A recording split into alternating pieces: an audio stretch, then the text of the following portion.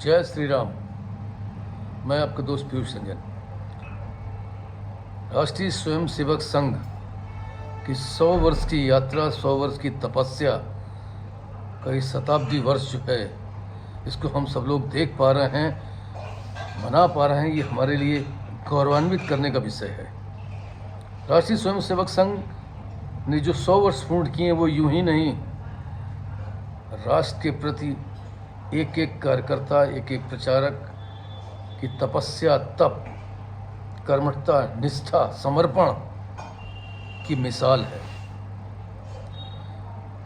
आइए बात करते हैं एक छोटी सी कहानी से, शायद आपको चीज़ें समझ में आएंगी। एक बार की बात थी कि एक राजा जो है जंगल में शिकार खेलने के लिए जाता है, और शिकार खेलते खेलते काफ़ी दूर निकल आता है। रात में अंधेरा होने लगता है, तो उसको लगता है कि अब कहीं विश्राम कर लेना चाहिए।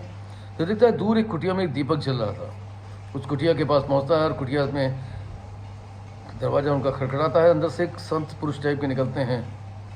वो पूछते हैं उनके आने का अभिप्राय। राजा बताता है कि मैं राजा हूँ और शिकार खेलते हुए काफ़ी समय हो गया, मैं रात्रि विश्राम यहीं करना चाहता हूँ, क्या कोई व्यवस्था हो सकती है? उसने कहा बिल्कुल ज़रूर हो सकती है राजन। तो उनका कैसे? तो उनका आप धैर्य रखिए, और सामने जो है वो पेड़ आपको दिख रहा है, उस पेड़ के पास जाइए, प्रणाम करिए, निवेदन करिए, और उसके बाद अपना जो भी आप चाहते हैं उससे आप मांग लीजिए। उनका फिलहाल तो मुझे भूख लगी है। उनका ठीक है, आप जाइए और उससे भोजन के बारे में आग्रह करिए, आपको भोजन मिलेगा। राजा उस पेड़ के पास जाता है, उससे प्रणाम करने के बाद आग्रह करता है भोजन के लिए। जैसा भोजन राजा ने मांगा था वैसे ही भोजन थालों में लग करके आ जाता है। राजा भोजन पा करके संतुष्ट होता है।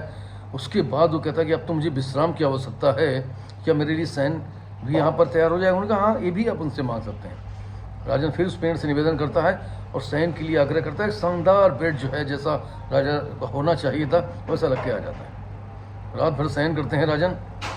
उसके बाद सुबह जब प्रातः उठते हैं, चलने के लिए तैयार होते हैं, तो उस कुटिया में जाते हैं। उस संत के पास देखते हैं कि बेचारे वो जो है ऐसी साधारण सी धोती में रह रहे थे, इससे बहुत साधारण तरीके से, कुटिया में भी कुछ खास नहीं था। उन्होंने कहा कि भगवान, जब आपके पास जो है इतना शक्तिशाली वृक्ष है जिससे जो मांगा जाए वो मिल जाता है, तो जो है आपने इतनी घटे हाल में रहना क्यों स्वीकार किया? उन्होंने कहा कि राजन, ये वृक्ष जो है मेरा लगाया हुआ है, और इससे अगर मैं ही कुछ मांग लूँगा तो इस वृक्ष का महत्व और इसकी शक्तियाँ समाप्त हो जाएंगी। ये वृक्ष जो है समाज के लिए लगा हुआ है, समाज की सेवा के लिए लगा हुआ है, और समाज की इच्छाओं की पूर्ति के लिए लगा हुआ है। ये आप सबके लिए समर्पित है, और यही राष्ट्रीय स्वयंसेवक संघ है। संघ ने इस पूरे 100 वर्ष की तपस्या से एक वृक्ष तैयार किया। वो वृक्ष इस समाज के लिए है, राष्ट्रीय एकता और अखंडता के लिए है, राष्ट्रीय सुरक्षा के लिए है, राष्ट्र की उन्नति के लिए है, माँ भारतीय को परम वैभव में पहुंचाने की ये यात्रा है।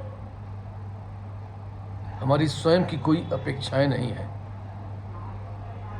सिर्फ हमारा समर्पण और हमारा त्याग ही जो है इस वृक्ष को मजबूती और शक्तिशाली बनाता है, और यही अभी तक होता है। ये 100 वर्ष की यात्रा यूं ही नहीं, ये तपस्या और समर्पण की यात्रा है, समाज के प्रति चिंतन करने की यात्रा है।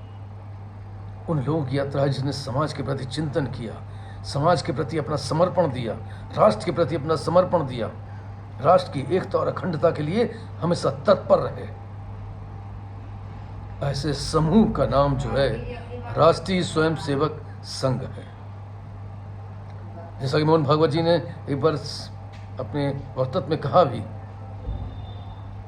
परम पूजनीय भागवत जी के मुखार बिंदु से सुनी हुई बात वास्तव में संघ को दर्शाती है। उनसे किसी ने पूछा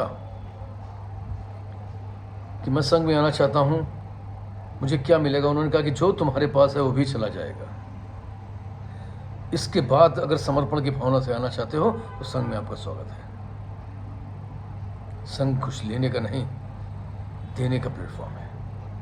आइए हम सब मिल करके राष्ट्र के लिए कुछ दें। जय श्री राम, जय भारत।